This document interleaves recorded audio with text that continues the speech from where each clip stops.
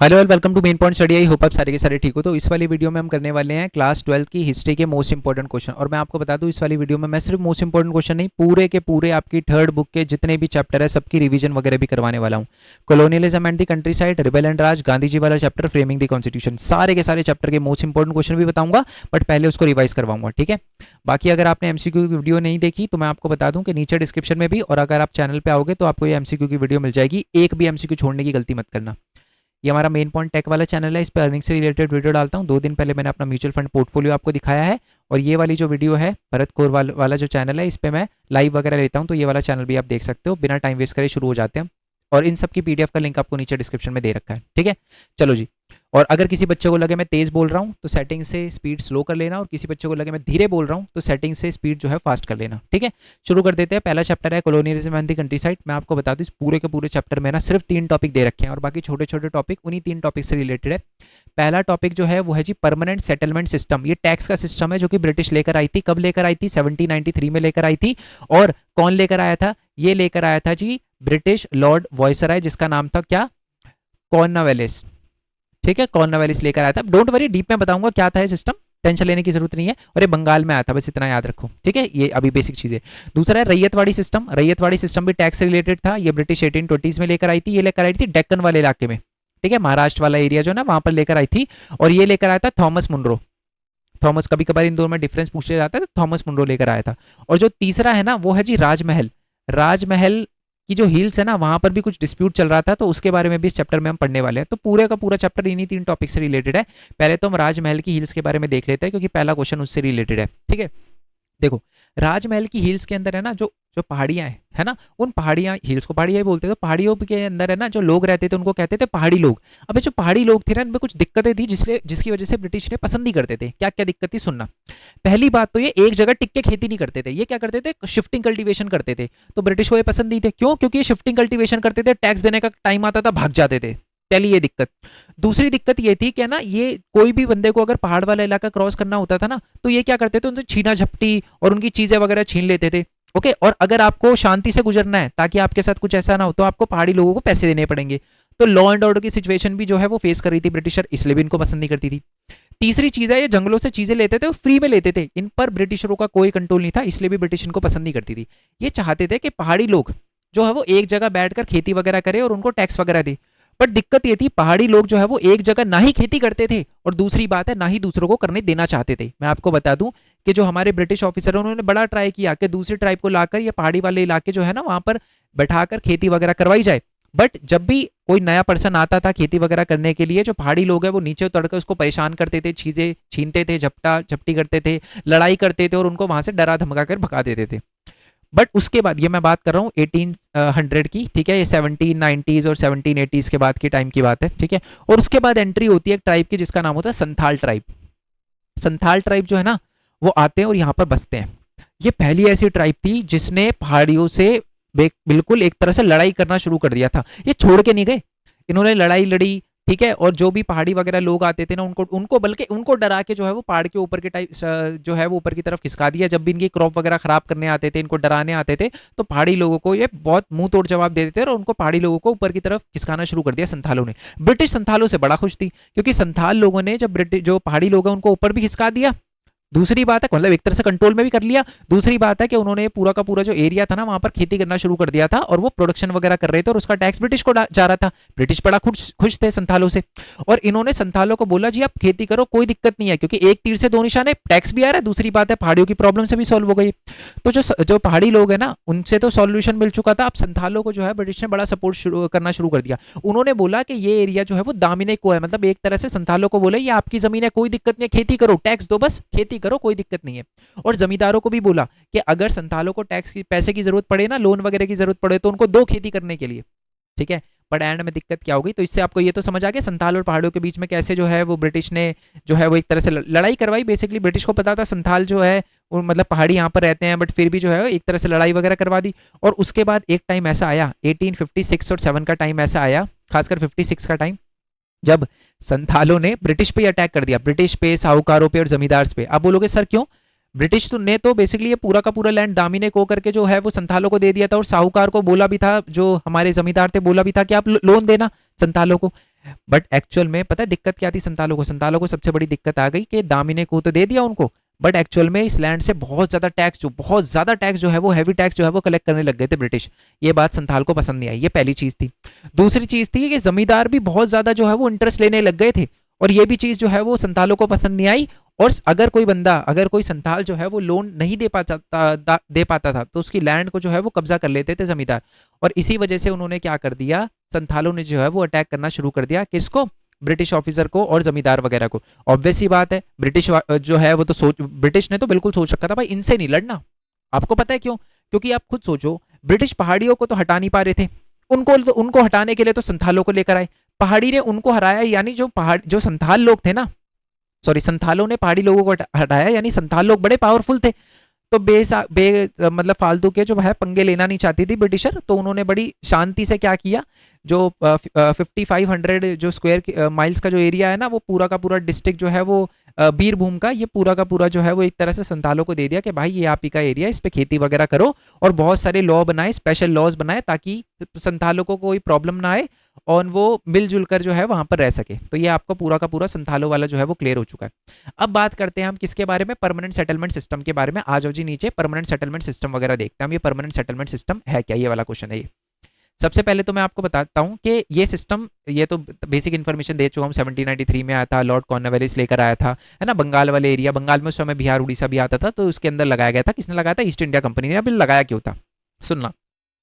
1770 के टाइम में ना हमारा एग्रीकल्चर बड़ा खराब चल रहा था, कुछ भी अच्छा नहीं चल रहा था इंडिया के एग्रीकल्चर में। आपको पता है उस समय तो इंडिया के अंदर एग्रीकल्चर से टैक्स आता था ब्रिटिश को, तो ब्रिटिश चाहती थी इंडिया के अंदर एग्रीकल्चर जो हो अच्छा हो। बट इंडिया के अंदर एग्रीकल्चर का अच्छा करने के लिए सबसे मेन चीज क्या चाहिए थी? पैसे चाहिए थे। क्यों? क्योंकि आपको कैनाल्स वगैरह बनानी थी, इरिगेशन सिस्टम अच्छा करना था, तो ब्रिटिश को पैसे वगैरह चाहिए थे, वो चाहते थे ब्रिटिशर के इन्वेस्टमेंट वगैरह आए थोड़ी सी।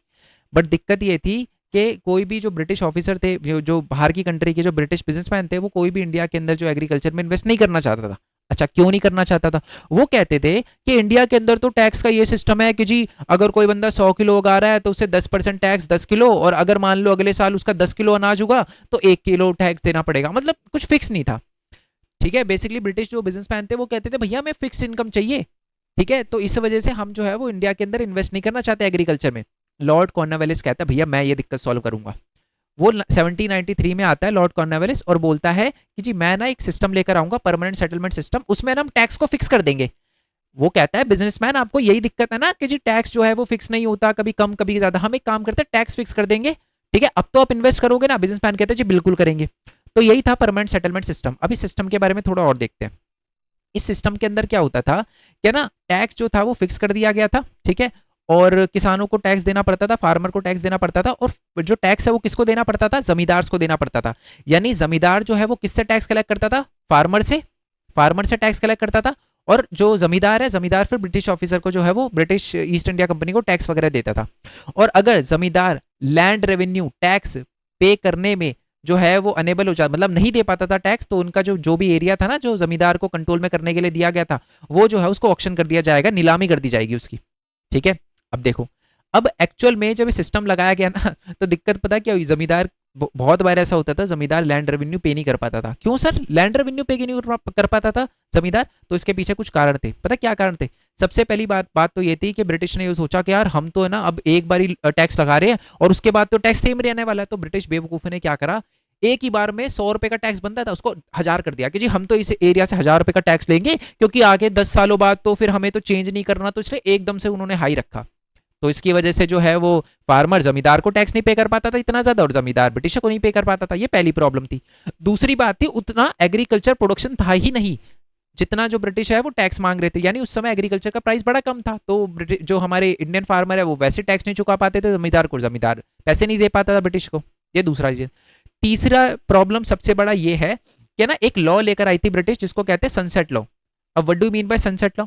सनसेट लॉ का मतलब होता है ब्रिटिश ने है ना जमींदारों को एक डेट दे दी कि जी बात यह है कि फिक्स डेट है, इस डेट पर आपको पूरा का पूरा जो है वो टैक्स वगैरह देना है, और अगर आप शाम तक ये टैक्स नहीं दे पाए तो आपको क्या करना पड़ेगा, आपको यहाँ से अपनी अगले दिन जो है वो आपको लैंड के कन्फॉसिगेट कर दिया जाएगा, यानी आपकी लैंड को ले लिया जाएगा और ऑक्शन कर दिया जाएगा। तो ये बहुत बड़ी दिक्कत थी। और चौथी दिक्कत ये थी कि जो हमारा जमींदार था ना उसके पास पावर नहीं थी कुछ भी।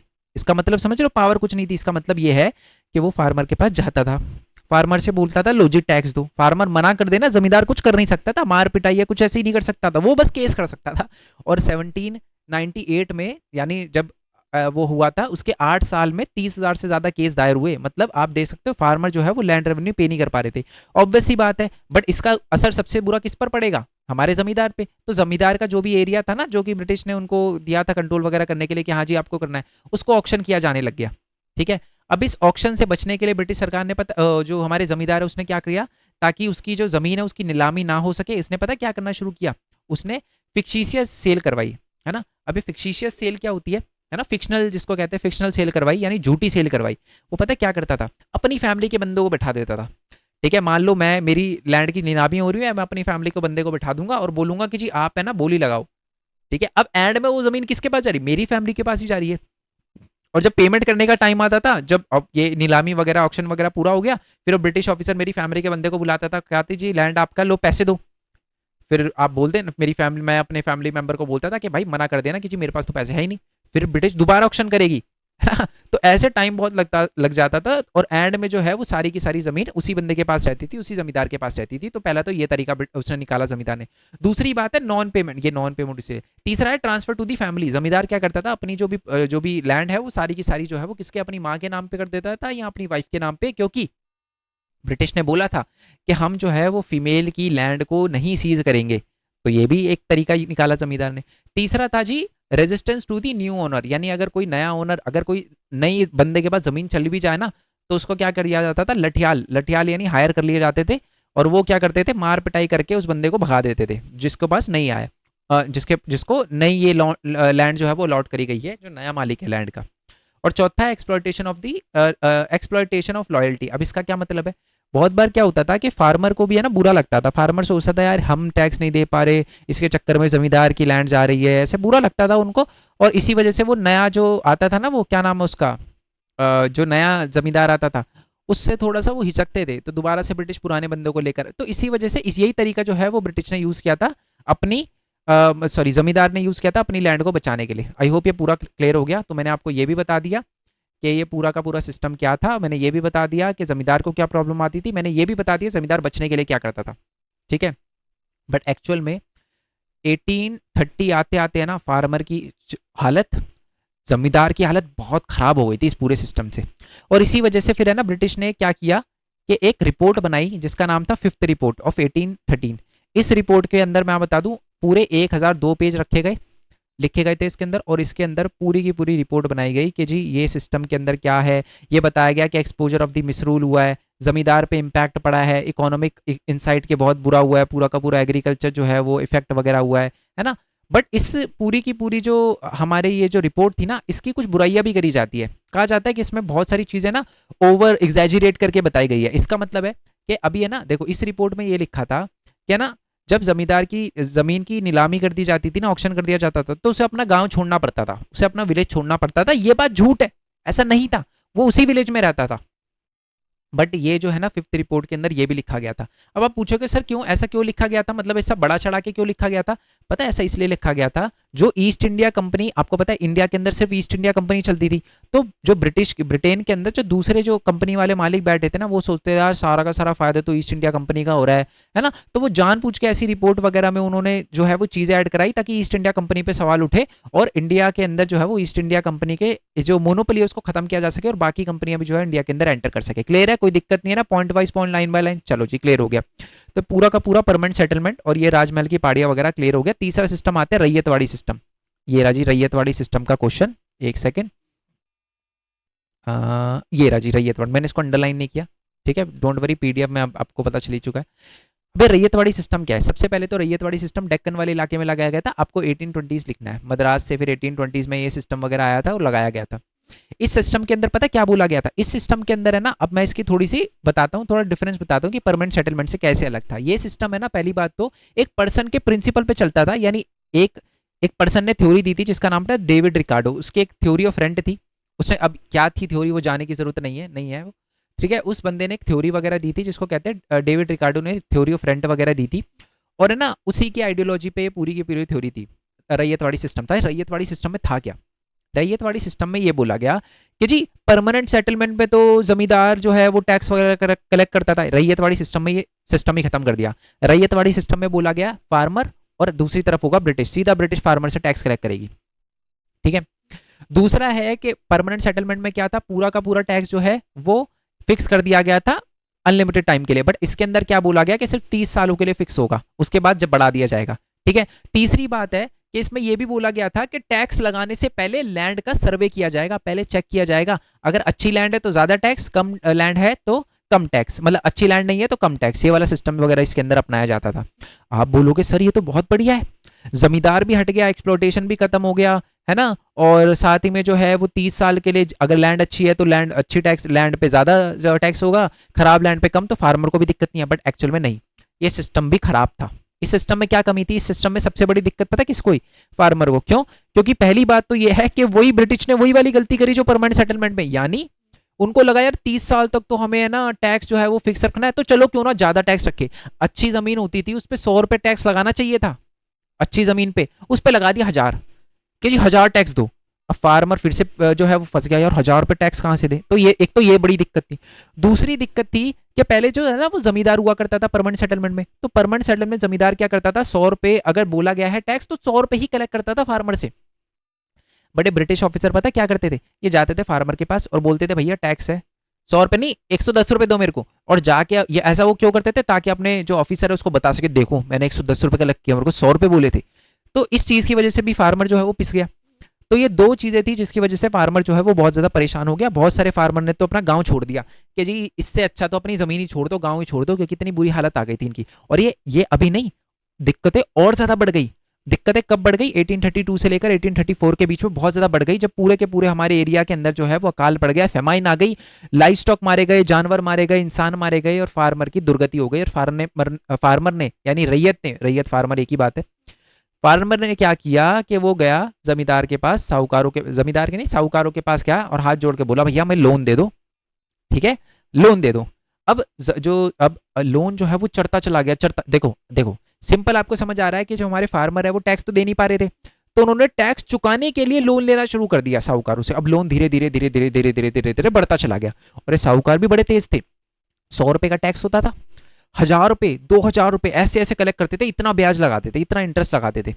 अब ऑल दो ब्रिटिश ने 1859 के अंदर एक लॉ लेकर आई थी, लिमिटेशन एक्ट। और ये है ना, मैं फालतू में कुछ नहीं बोल रहा बच्चे, मैं आपको बता दूं, आप ये सोच लो ना सर ये लिमिटेशन एक्ट का, मैं हर एक लाइन सोच समझ के बोल रहा हूँ, जो भी बोल रहा हूँ ना दिमाग में छाप लेना। 1859 में लिमिटेशन एक्ट भी लेकर आई थी ब्रिटिशर, और उसने बोला था कि यार जो हमारे फार्मर है उनका जो है बड़ी दिक्कतें हो रही है, साहूकार एक्सप्लॉइट कर रहे हैं, तो क्यों ना लिमिटेशन एक्ट लेकर आए। 1859 में लिमिटेशन एक्ट में ब्रिटिशर ने ये बोला कि जी कोई भी अगर लोन दे रहा है 100 रुपए का साहूकार, तो वो 200 रुपए से ज्यादा नहीं ले सकता, मतलब 100 रुपए तो एक्चुअल अमाउंट और 100 रुपए का इंटरेस्ट, मतलब जितनी अमाउंट दी गई है उससे ज्यादा का इंटरेस्ट वो नहीं ले सकता। ये तो पहली बात बोली गई। दूसरी बात, कोई भी लोन जो है ना वो सिर्फ 3 साल चलेगा, 3 साल तक अगर कोई बंदा जितना टैक्स दिया ठीक है, नहीं दिया जीरो। आप बोलोगे सर ब्रिटिश तो कितने बढ़िया थे, कितना बढ़िया कर रहे थे फार्मर के लिए, बट यहां पर भी कोई फायदा नहीं हुआ। क्यों? क्योंकि जो हमारे साहूकार थे उन्होंने इस पे भी लूप होल ढूंढ लिया। वो क्या करते थे, लोन देते थे, है ना, अब क्या है 100 रुपए लोन दिया था तो 200 रुपए लोन वापस लेने थे। अब जैसे ही उसे अब देखो 3 साल खत्म होने वाले थे, 3 साल किसी फार्मर के खत्म होने वाले हैं, वो तो फार्मर खुश हो रहा भाई मेरा तो लोन माफ होगा।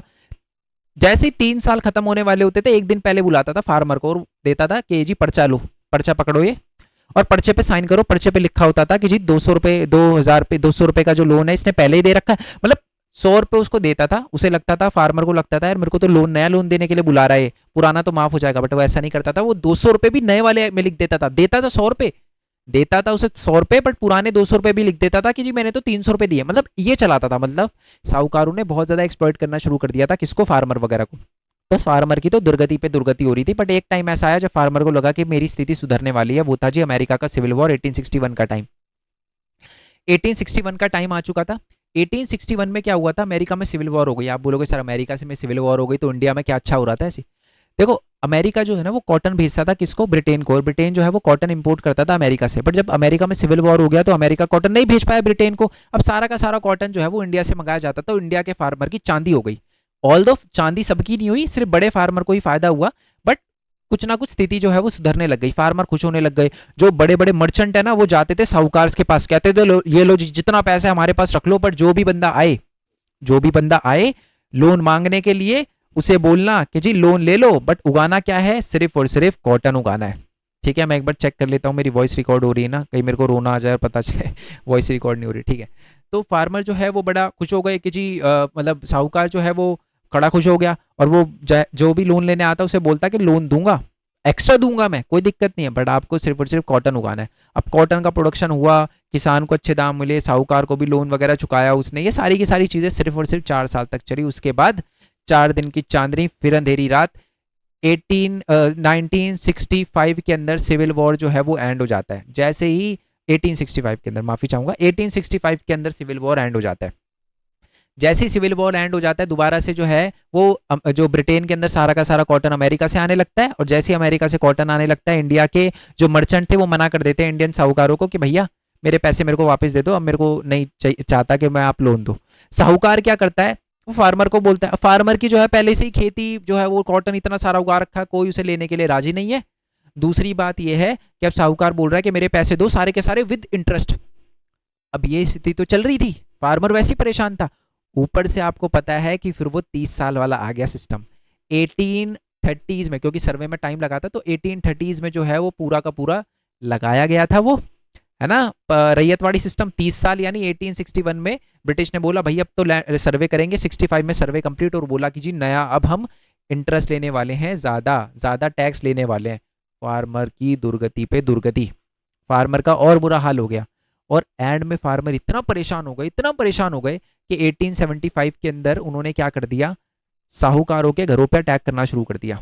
ठीक है, साहूकारों के, खासकर पुणे के अंदर, सबसे पहले ये जो बॉम्बे के अंदर जो रिवोल्ट हुए थे वो पुणे के अंदर हुए थे, और उन्होंने सारे पुणे के जो साहूकार थे उन सबके घर पे आग लगा दी। आग लगा के जितने भी डॉक्यूमेंट थे वो सारे के सारे जला दिए, जिसपे सारे के सारे लोन वगैरह लिखे हुए थे। उसके बाद एक कमीशन बनाई गई जिसका नाम था डेक्कन राइट कमीशन, जिसके अंदर पूरा का पूरा बताया गया था कि जी ये क्यों हुआ, है ना। फिर ये भी बताया गया था कि लिमिटेशन लॉ का मिसयूज वगैरह किया गया, और ये भी बताया गया था कि सारा का सारा जो है वो मतलब इस पूरे के पूरे मेन टारगेट जो है वो किसको बनाया गया था, वो पूरे के पूरे हमारे साहूकार्स वगैरह को बनाया गया था। ऑल दो इसके अंदर भी बायसनेस थी इस पूरे के पूरे, क्योंकि जो हमारा डेक्कन राइट कमीशन था ना, उसमें ब्रिटिश ने अपने ऊपर कोई उंगली नहीं उठाई। उन्होंने ये नहीं बोला कि रैयतवाड़ी सिस्टम में कुछ गलत था, ना जी ना, उन्होंने बोला कि जी साहूकार गलत थे, है ना। और दूसरी बायसनेस तो था ही उनका, सिर्फ उन्होंने अपनी गलती तो मानी नहीं, साहूकारों पे सब कुछ डाल दिया। और दूसरी बात है उन्होंने बोला लैक ऑफ एक्शन था उसमें, मतलब कोई फायदा नहीं हुआ, कमीशन वगैरह की रिपोर्ट तो बने बट उसका कुछ एंड में फायदा नहीं हुआ, फार्मर पिसता रहा।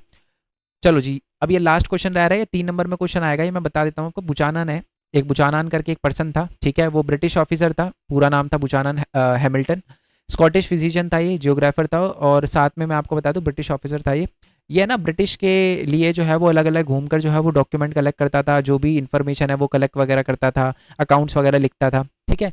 तो इसका यूज़ वगैरह किया जाता है आज भी बहुत सारी चीज़ों को जानने के लिए, बट जब हम इसकी बुक्स को रीड करना शुरू करते हैं तो मैंने कुछ बातों का ध्यान रखना पड़ चाहिए, है ना। किन बातों का क्या कुछ प्रिकॉशन बरतने चाहिए जब हम बुचानान के डॉक्यूमेंट को पढ़ते हैं। क्या क्या, पहला कॉलोनियल बायस, वैसी बात है, वो सिर्फ ब्रिटिश पर्सपेक्टिव से सारी चीजें देखता था। लिमिटेड रिप्रेजेंटेशन था, वो क्या करता था, एक जगह जाता था, छोटी सी जगह जाता था, कोई चीज बुरी लगती थी और पूरे इंडिया को उससे कंपेयर कर देता था कि पूरे इंडिया में यही हो रहा है, जो कि गलत बात थी।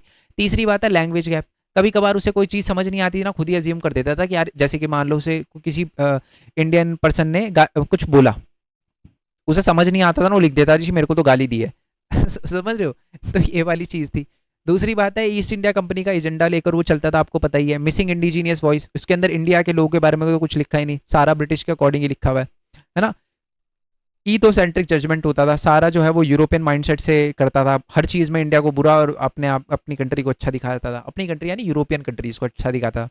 और हिस्टोरिकल कॉन्टेक्स्ट, और हमें साथ में ये भी नहीं भूलना चाहिए कि जिस समय वो बना रहा था उस समय सिचुएशन क्या थी, उसको देखकर जो है वो हमें पूरा का पूरा पढ़ना चाहिए। यानी अगर वो संथालों को गलत बता रहा था तो उसे भूलना नहीं चाहिए हमें कि संथाल जो है उन्होंने जो है ब्रिटिश ने जो है वो उनके साथ बुरा किया था, क्योंकि वो तो ये तो बताएगा नहीं बुचानान, ये तो बताएगा ब्रिटिश तो अच्छे थे। क्लियर हो गया। चलो जी नेक्स्ट वाले चैप्टर पे आ जाता है, एक भी क्वेश्चन इसे छोड़ने की गलती मत करना, पीडीएफ का लिंक नीचे डिस्क्रिप्शन में। नेक्स्ट वाला क्वेश्चन जो है, चैप्टर जो है हमारे सामने ये रहा, रिबेल एंड राज। सबसे पहले तो रिबेल जो है वो आपके कौन से रिबेल की बात कर रहे हैं, 1857 के अंदर। कब हुआ था रेबेल, 10 मई को हुआ था। और कहाँ से शुरू हुआ था, मेरठ से शुरू हुआ था। 2 दिन बाद ये जो है वो दिल्ली में चला गया था। दिल्ली के अंदर एक किंग बैठे हुए थे जिनका नाम था बहादुर शाह जफर सेकंड। सेकंड थे। आपकी बुक में बहादुर शाह जफर लिखा है, बट सेकंड लिखोगे टीचर के मुंह पे मुस्कान आ जाएगी। ठीक है, तो बहादुर शाह जफर सेकंड थे। तो ये जो है वो बहादुर शाह जफर सेकंड ने, अब इतने सारे लोगों ने घेर लिया उनको, सारे जो अच्छा ये कहाँ से शुरू हुआ था, मेरठ के अंदर जो सोल्जर्स थे ना, उन्होंने मूवमेंट वगैरह शुरू करा था, पूरा का पूरा रेबल शुरू करा था, और वो बहादुर शाह जफर के पास गए थे। तो इतने सारे ऑफिसर को देख के बहादुर शाह जफर सोल्जर को देख के डर गए। उन्होंने कहा ठीक है, मैं आपको लीड करूंगा, आपकी लीडरशिप को। वो यही चाहते थे कि लीडर बने। और बहादुर शाह जफर ने पता क्या किया, सारे के सारे कम्युनिटी के लोगों को साथ में लाने के लिए उन्होंने हिंदू का भी ध्यान रखा, मुस्लिम का भी ध्यान रखा। सारी स्पीचेस हिंदी में भी दी जाती थी, उर्दू में भी दी जाती थी, फारसी में भी दी जाती थी, है ना। मोहम्मद को और हमारे महावीर को, दोनों की बातों को जो है वो साथ में लेकर, दो मतलब एक तरह से धार्मिक मतलब हर चीज़ों का ध्यान रखता था, क्योंकि उसे पता था कि भैया ब्रिटिश से लड़ना है तो यूनिटी होनी चाहिए। तो यूनिटी एग्जाम में क्वेश्चन भी आया हुआ है 3 नंबर का, कि यूनिटी करने के लिए क्या क्या किया, वही दोनों भाषा का, दोनों धर्मों का ध्यान रखा गया, है ना। जो मेन आइडियल फिगर है वो मुस्लिम के लीडर को भी, जैसे जो पैगंबर है हजरत पैगंबर मोहम्मद, उनको भी लेकर, और हमारे भगवान महावीर को लेकर भी जो है वो पूरा का पूरा मूवमेंट करा, ताकि जो है वो सारे हिंदू मुस्लिम साथ में लगे आंदोलन करें। मैंने हिंदू मुस्लिम ही क्यों बोला, क्योंकि मैक्सिमम पॉपुलेशन हिंदू और मुस्लिम की थी, और बुक में भी इसी का मेंशन कर रखा है। कुछ नहीं आता है कि सर 1857 के अंदर जो आंदोलन था वो शुरू क्यों हुआ। इसके शुरू होने के पीछे बहुत सारे कारण थे। तो सबसे पहला कारण तो जो था, मैंने आपको बताया 1857 में जो हमारे सैनिक थे उन्होंने विद्रोह शुरू किया था। इसका रीज़न क्या था, रिबेल का रीज़न क्या था, तो ना बात यह थी कि अफवाह वगैरह फैल गई थी कि ना जो ब्रिटिश ऑफिसर है, जो Lord British officer Hardinge, Hardinge का नाम याद रखना, माना जाता है कि उसने क्या किया था, वो एक नई गन लेकर आया था। उसके अंदर जो है वो काऊ का और जो हमारी पिग का फैट मिलाया गया है। उसको मतलब कारतूस जो होता है ना, हिंदी में बोलते हैं जिसको कारतूस, है ना, जो राइफल होती है उसको पीछे से ऐसे खींचना पड़ता है, तो मुंह लगाना पड़ता है उस पर। तो ये फैल गया कि इसका फैट वगैरह का यूज़ करा गया है, जो हिंदू के लिए भी खराब था, है ना, और मुस्लिम के लिए भी खराब था। तो इसी वजह से जो हमारे सोल्जर्स थे उन्होंने जो है पूरा का पूरा जो मूवमेंट है वो लीड कर दिया, मतलब लेड किया कि पूरा का पूरा मूवमेंट चलाया। और वो इकोनॉमिक रिलीफ भी चाहते थे, सैलरी वगैरह इंक्रीज करवाना चाहते थे। राजा और नवाबों ने भी 1857 का जो विद्रोह हुआ था, जो रिवोल्ट हुआ था, उसके अंदर पार्टिसिपेट करा। क्यों? क्योंकि वो डॉक्ट्रिन ऑफ लैप्स से छुटकारा चाहते थे। वो चाहते थे कि हमारी जो पावर है उसको वैसे का वैसे ही रहने दिया जाए। डॉक्ट्रिन ऑफ लैप्स बेसिकली जो है वो लॉर्ड डलहौजी लेकर आया था। डॉक्ट्रिन ऑफ लैप्स के अंदर उसने क्या किया था, जो राजा वगैरह थे ना उनकी पावर छीन ली गई थी। और सबसे कौन से एरिया को कब्जा किया था, अवध को भी कब्जा किया था, और भी एरिया को किया था, बट अवध को किया था। ये मैं इसलिए बता रहा हूँ क्योंकि नीचे इसका क्वेश्चन दे रखा है, ठीक है। और जो पावर थी ना राजाओं की, वो खत्म कर दी थी। तो अपनी पावर को बचाने के लिए उन्होंने क्या किया था, वो जो है वो उन्होंने 1857 के रिबल में पार्टिसिपेट करा था। इसमें एक लाइन लिखी हुई है 1798 के अंदर एक सब्सिडी अलायंस भी आया था। अभी सब्सिडी अलायंस मैं अभी बताऊंगा, बट पहले बाकी चीज़ें कर लेते हैं, फिर सब्सिडी अलायंस बताऊंगा, क्योंकि पहला क्वेश्चन वही है, ठीक है। जमींदारों ने भी अपनी ज़मीनों को बचाने के लिए रिवोल्ट किया था। और एक परमानेंट सेटलमेंट सिस्टम भी आपको पता है, हमने पढ़ा था ना पिछले वाले चैप्टर में पढ़ा परमानेंट सेटलमेंट, तो उससे भी बचने के लिए किया था रिवोल्ट। दूसरी बात है ट्राइबल लोग, क्योंकि जंगलों से चीज़ें वगैरह ब्रिटिशर लेने नहीं देते, तो ये वाली चीज़। पीजेंट ने भी पार्टिसिपेट करा इस मूवमेंट के अंदर, क्योंकि टैक्स बहुत ज़्यादा था। मर्चेंट और बिजनेसमैन ने भी करा, क्योंकि वो चाहते थे बाहर से भी जो चीज़ें आ रही है वो ना आए। और साथ ही में जो हमारे रिलीजियस लीडर है वो चाहते थे कि जो हमारा धर्म परिवर्तन करने की कोशिश करी जा रही है वो ना हो, क्योंकि उनको लगता था कि ब्रिटिश जो है वो धर्म परिवर्तन करने की कोशिश कर रहा है।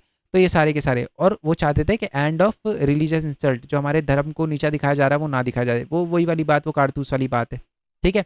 आई होप यह क्लियर हो गया। पर दिक्कत ये थी इन सबों में यूनिटी नहीं थी, और इसी की वजह से हमारा मूवमेंट सक्सेसफुल नहीं हो पाया। कभी कभार 3 नंबर में क्वेश्चन आ जाता है कि मूवमेंट जो है वो सक्सेसफुल क्यों नहीं हुआ, रिबल ऑफ 1857 इतना सक्सेसफुल क्यों नहीं हो पाया। इसका सबसे बड़ा रीज़न था कि यूनिटी वगैरह नहीं थी। ओके जी, आई होप ये बात आपको पता चल गई हो। यूनिटी वगैरह ना होने की वजह से ये पूरा का पूरा मूवमेंट जो है वो हमारा सक्सेसफुल नहीं हो पाया। ओके, दोबारा से उस पर आ जाते हैं कि हमारा एक, मैंने आपको बताया था एक सब्सिडी अलायंस था। अभी सब्सिडी अलायंस क्या था, ये सब्सिडी अलायंस जो है वो 1798 में आया था, और इसको लेकर आया था लॉर्ड वेलेस्ली। इसमें पता क्या बात बोली गई थी, इसमें वैसे ये अवध के अंदर 1801 में लगाया गया था, लॉर्ड वेलेस्ली इसको 1798 में लेकर आया था, ये भी बात याद रखना, ठीक है। अब इसके अंदर क्या क्या बातें बोली गई थी, इसके अंदर बोला गया था कि जो इस अगर किसी किंग ने इस पूरे के पूरे पे साइन कर दिया ना, तो सबसे बड़ी दिक्कत पता है उसके लिए क्या आएगी, उसके लिए सबसे बड़ी दिक्कत आएगी कि उसका जो एरिया है उस पर ब्रिटिश जो है उसको प्रोटेक्ट करेगी, ब्रिटिश जो है वो अपनी आर्मी लगाएगी। और अगर किसी किंग को लड़ाई करनी है ना, तो उसे पहले परमिशन लेनी पड़ेगी ब्रिटिश से, तभी वो दूसरे इलाके पे जो है वो कब्जा कर सकता है। आप अगर ध्यान से पॉइंट पढ़ोगे ना, तो आपको पता चलेगा ब्रिटिश जो है वो ये लॉर्ड वेलेस्ली जो लेकर आया था सब्सिडी अलायंस, इसने जो है वो राजा की पावर को, किंग की पावर को कम किया था। तो अपनी पावर को दुबा, क्योंकि अब तो वो कुछ करने, अटैक करना है तो पूछना पड़ेगा, अपनी आर्मी हिलानी है तो पूछना पड़ेगा, आर्मी तो उसकी खत्म कर दी, सारे ब्रिटिश ऑफिसर खड़े कर दिए। तो इसी वजह से जो है वो ये चाहते थे हमारे किंग वगैरह के ये सिस्टम हट जाए। ओके, चलो नेक्स्ट वाले क्वेश्चन पे आ जाते हैं।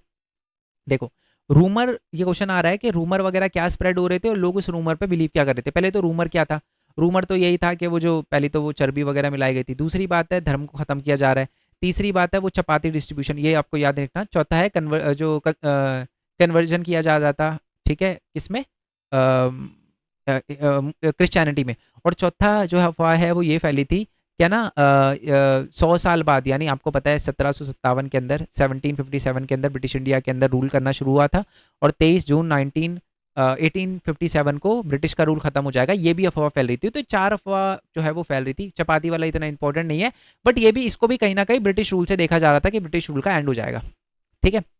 अब मतलब देखो, रूमर जो है वो लोग इतना बिलीव क्यों कर रहे थे, उनके पास कोई इसका मतलब प्रूफ नहीं था, बट फिर भी वो सारी की सारी रूमर पे बिलीव कर रहे थे। इसका पता सबसे बड़ा रीजन क्या था, इसका सबसे बड़ा रीजन था उस टाइम की ब्रिटिश की पॉलिसीज।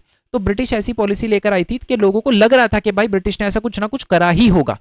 और वो पॉलिसी क्या थी, ब्रिटिश की सबसे पहली पॉलिसी थी, तो मैं आपको बता दूं कि उसने सती प्रथा खत्म कर दी। आपको तो लग रहा होगा ये अच्छी बात है, बट उस समय बहुत सारे लोग कह रहे थे आए तो हमारे धर्म में इंटरफेयर करते हैं। दूसरी बात है, उन्होंने हिंदू रीमैरिज का भी कॉन्सेप्ट लेकर आए, या मतलब शादी वगैरह भी जो है वो करवाई गई थी, है ना, क्या कहते हैं उसको, विडो रीमैरिज को भी सपोर्ट किया, तो इसको लेकर भी लोग जो है वो अपोज वगैरह करते थे। आई होप ये बात आपको क्लियर हो गई हो।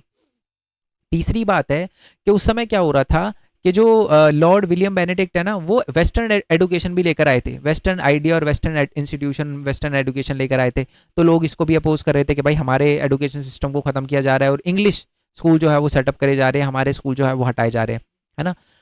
तो यही सारी की सारी चीज़ें जो है वो मिल गई, और लोगों ने सोचा कि यार ये पहले ही ब्रिटिशर हमारे साथ इतना गलत कर रहे हैं, तो शायद ये चीज़ भी करी होगी। तो ये था रीज़न। क्लियर हो गया, आई होप ये बात आपको क्लियर हो गई हो। अवध वाला सुन लो यार, अवध वाला क्वेश्चन जो है ना वो रिपीट हुआ और 8 नंबर में आया हुआ सीधा क्वेश्चन, ठीक है। तो अवध वगैरह के बारे में बताना है। सबसे पहले तो मैं आपको बता दूं 1808 में, अभी अभी मैंने पढ़ा था ना, सब्सिडी अलायंस लगा के 1798 में जो सब्सिडी अलायंस आया था, उसमें सबसे पहले किंग को हटाया गया था। और कौन से किंग को हटाया गया था, वो हटाया गया थी अवध के किंग को। कब हटाया गया था, 1801 में। अवध का किंग था कौन, उसका नाम था वाजिद अली, ठीक है। तो वाजिद अली को हटाया गया था। और जो हमारा वो था ना, क्या नाम है, जो ब्रिटिश थी, वो सोच रही थी यार ये जो किंग है वो तो बड़ा खराब है और लोग तो खुश होंगे, बट एक्चुअल में नहीं, लोगों ने जो है वो किंग का साथ दिया और ब्रिटिश को गाली देते हुए गए। और पूरी जो जब वो जा रहे थे ना, पूरा का पूरा उसको सी ऑफ करने गए थे वाजिद अली को, ठीक है। और साथ में मैं आपको बता दूं 1851 में लॉर्ड डलहौजी ने बोला था कि जो चेरी है वो एक दिन हमारे मुंह में ड्रॉप हो जाएगी। पता है ऐसा क्यों बोला था, अवध क्यों इंपॉर्टेंट था ब्रिटिश के लिए, मैं ये भी बता देता हूँ आपको। कभी कभार ये भी आ जाता है कि वाई जो ब्रिटिश थे वो बहुत ही ज़्यादा, आप कह सकते हो कि इंटरेस्टेड थे अवध के अंदर। इसलिए इंटरेस्टेड थे क्योंकि ये वाला एरिया के अंदर एग्रीकल्चर बहुत अच्छा होता था, प्रोडक्शन बहुत अच्छा था, बहुत फर्टाइल लैंड था, तो इसलिए वो बहुत ज़्यादा इंटरेस्टेड थे इस वाले एरिया के अंदर, ठीक है। चलो जी, ये वाला हमें क्लियर हो गया। और जैसे मैंने आपको बताया कि लोग बड़ा, अब साथ में मैं आपको बता दूं तालुकदारों ने, पीजेंट ने और जमींदार ने भी जो है इस पूरे के पूरे मूवमेंट को ज्वाइन कर लिया था। आम लोगों के साथ ये भी मिल गए थे। तालुकदार क्यों, क्योंकि जो है वो मैं आपको बता दूं तालुकदारों ने इसके लिए क्यों, क्योंकि तालुकदार के पास है ना पहले अपनी आर्मी हुआ करती थी, 12,000 सोल्जर्स हुआ करते थे, उसको खत्म करके सिर्फ 200 कर दिए। तो इसकी वजह से जो तालुकदार थे वो सोचे थे यार हमारी तो आर्मी वगैरह खत्म कर दी, तो इस वजह से उन्होंने क्या करना शुरू कर दिया, रिवोल्ट करना शुरू कर दिया, ठीक है। वो फिर जमींदार भी, वो आपको पता ही है कि वो उनकी ज़मीनें छीनी जा रही थी, है ना। वो कौन सा सिस्टम था हमारा, बताओ बताओ कौन सा सिस्टम था, परमानेंट सेटलमेंट सिस्टम। तो उसको लेकर भी उन्होंने जो है वो अपोज करना शुरू कर दिया था, यस और नो। और ये समरी सेटलमेंट वही है 1856 में। समरी सेटलमेंट का मतलब यही है कि जो सैनिक जो है वो खत्म कर दिए जाएंगे, किसके किसके सैनिक खत्म कर दिए जाएंगे, ब्रिटिश जो हमारे तालुकदार है ना उसके सैनिक वगैरह खत्म कर दिए जाएंगे। उसके कितने थे, 12,000 से सिर्फ 200 कर दिए गए। और साथ में मैं आपको बता दूं कि जो लैंड रेवेन्यू भी बढ़ा दिया गया था, जिससे किसान भी परेशान था, ठीक है। तो ये सारी की सारी चीज़ें करी गई थी अवध के अंदर, इसकी वजह से लोग बड़ा परेशान थे। What method adopt the British to establish, ये तो मैं आपको बता ही चुका हूँ कि जो हमारे बहादुर शाह जफर है वो यूनिटी लाने के लिए क्या कर रहे थे, बता चुका हूँ। हिंदू मुस्लिम अलग अलग लैंग्वेज में दिए जाते थे, अलग हर भगवानों का यूज़ करा जाता था। रिलीजियस क्यों इंपॉर्टेंट रोल निभाया इसमें, वही बता देना कि कारतूस वगैरह मिलाई गई थी कि धर्म खत्म हो जाएगा, ये वाली बात करी गई थी। कन्वर्जन वाला ये सारा का सारा। और अच्छा, ब्रिटिश ने इस पूरे मूवमेंट को दबाने के लिए क्या किया, तो आपको बताना है कि ब्रिटिश ने क्या किया, बहुत सारे एक्ट वगैरह पास किए, ठीक है, 1857 में, ये ताकि इस मूवमेंट को दबाया जा सके। उन्होंने पूरा का पूरा दिल्ली को दोनों तरफ से जो है वो घेरने की कोशिश करी। उन्होंने ब्रिटिश से जो है वो सेना वगैरह भी बुलाई, और एंड में जाके उन्होंने पूरे के पूरे इलाका पर एक्चुअल में कब्जा कर भी लिया। ये लास्ट और सबसे इंपॉर्टेंट क्वेश्चन है, what are the contribution art and literature make to reviving the memory of 1857। 1857 को गए हुए ऑलमोस्ट 150 साल से ज़्यादा हो गए हैं, सही बोल रहा हूँ ना, 150 साल से भी ज़्यादा हो गए हैं, बिल्कुल सही बात है।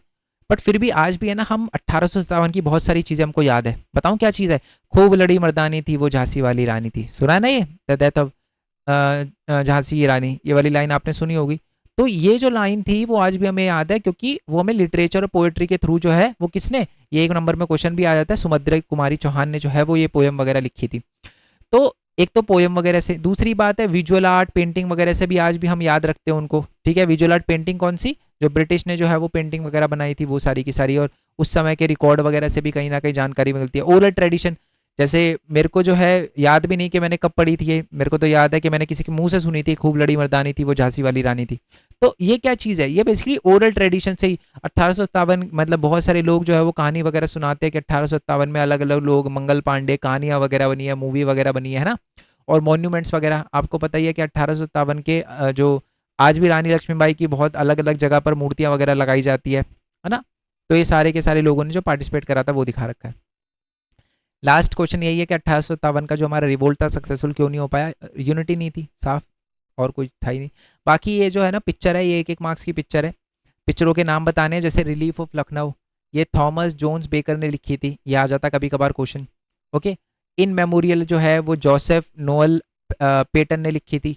तो इन पिक्चरों के नाम याद रखना है। एक और पिक्चर थी जिसमें गवर्नर जो है, गवर्नर जनरल कैनिंग जो है इंडियन लोगों के सर पे हाथ रख रहे हैं, तो ये जो है वो पंच मैगजीन ने छापी थी, ये याद रखना बस। आई होप ये बात जो है वो आपको बहुत अच्छे से क्लियर हो गई हो। अब आ जाते हैं नेक्स्ट वाले चैप्टर में, मैं एक बार टाइम देख लेता हूँ। चलो जी, टाइम तो हम सही चल रहे हैं, ख़त्म करवा दूंगा मैं 1 घंटे में या 1 घंटा 15-20 मिनट में, ये वाला पूरी की पूरी थर्ड बुक जो है वो कंप्लीट करवा दूंगा। अब आ जाते हैं, अब देख रहे हो हम क्वेश्चन भी कर रहे हैं, साथ में चैप्टर की रिवीजन भी कर रहे हैं, एक एक चीज़ मैं आपको बता रहा हूँ ताकि कुछ छूटे ना। क्लियर है, आ जाते हैं जी। Analyse the major event that, अच्छा पहले तो ये गांधी जी वाला चैप्टर है, तो पहले तो इसकी स्टोरी सुन लो। आ जाते हैं, पहले मैं आपको स्टोरी वगैरह सुना देता हूँ। बात यह है कि गांधी जी जो है वो 1915 के अंदर, ठीक है, 9 जनवरी, बट छोड़ो यार, मैं ज़्यादा डीप हो जाएगा ना, फिर बच्चे बोलेंगे सर इतना क्यों जा रहे हो, ये लिखा हुआ नहीं है 1915 के अंदर जनवरी में, बट सुनना, जनवरी 1915 के अंदर गांधी जी इंडिया के अंदर आते हैं। 9 जनवरी नहीं लिखा हुआ, बट 9 जनवरी को ही गांधी जी इंडिया के अंदर आते हैं। कहाँ से आते हैं, साउथ अफ्रीका। साउथ अफ्रीका में आपको पता है काले गोरे के जो भेदभाव होते हैं उनको लेकर ब्रिटिश सरकार जो करती थी वहाँ पर, तो उसको लेकर जो है वो लड़ाई लड़ी थी, और उन्होंने वहाँ पर आंदोलन करने का एक नया तरीका जो है वो ईजाद किया था। उस तरीकों को कहते हैं सत्याग्रह। सत्याग्रह का मतलब होता है कि अगर आपका रास्ता सच्चाई की तरफ है, ट्रुथ की तरफ है, तो आपको किसी भी तरीके का वायलेंस वगैरह करने की जरूरत नहीं है, आप प्यार से भी अपनी बात को मनवा सकते हो। और फिर उसके बाद क्या हुआ, गांधी जी ने 1917 में, 1918 में और 1918 में एक और बार सत्याग्रह किए थे। 1917 में चंपारण में, 1918 में पहला जो था वो खेड़ा गुजरात में किया था, चंपारण बिहार में पड़ता है, और तीसरा जो था वो उन्होंने अहमदाबाद के अंदर किया था। कब किया था, 1918 में ही किया था।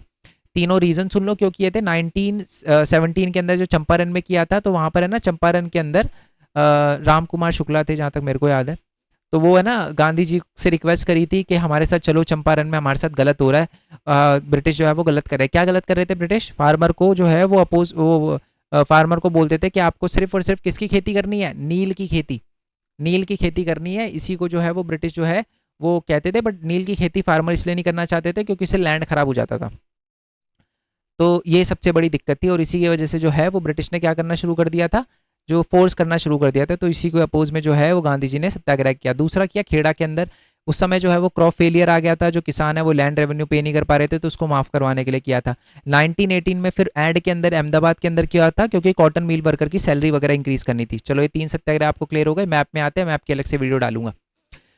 1915 के बाद है ना 1916, यानी 1917 और 15 के बीच में एक चीज़ और हुई थी। 1916 में है ना जो बनारस हिंदू यूनिवर्सिटी थी उसका ना इनॉग्रेशन हो रहा था 1960 में।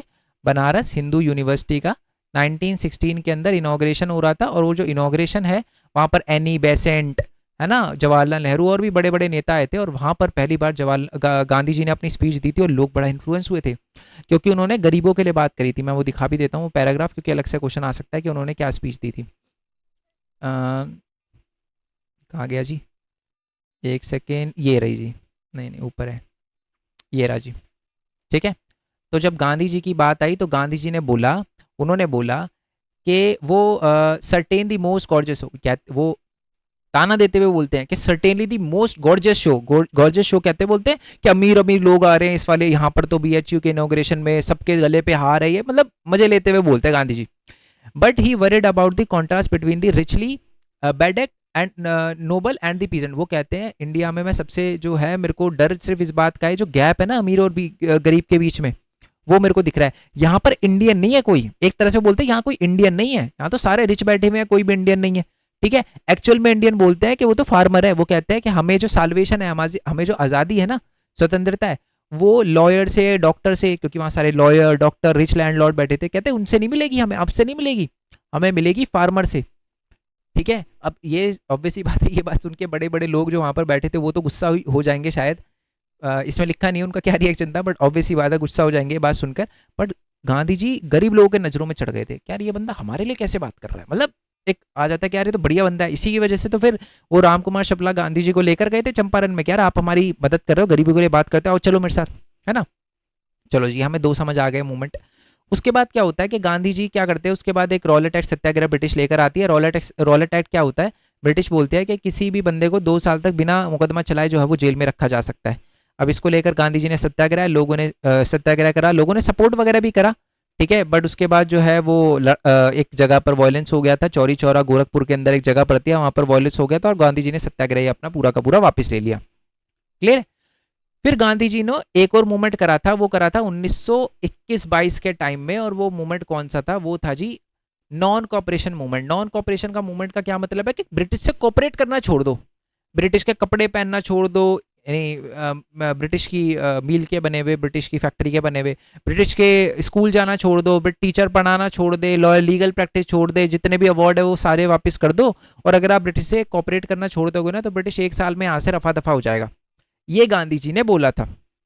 ठीक है, और उन्होंने ये बात 1909 की अपनी बुक में अंदर भी लिखी थी, हिंदू स्वराज। ठीक है, अब ये सारी की सारी चीज़ें वगैरह हुई। ठीक है, बट दिक्कत यह है कि यहाँ पर भी दिक्कत आ गई। मैंने अरे अरे अरे अरे यार माफ़ी चाहूँगा, चौरी चौरा का इंसिडेंट है ना, जो चौरी चौरा का इंसिडेंट है वो यहाँ पर हुआ था।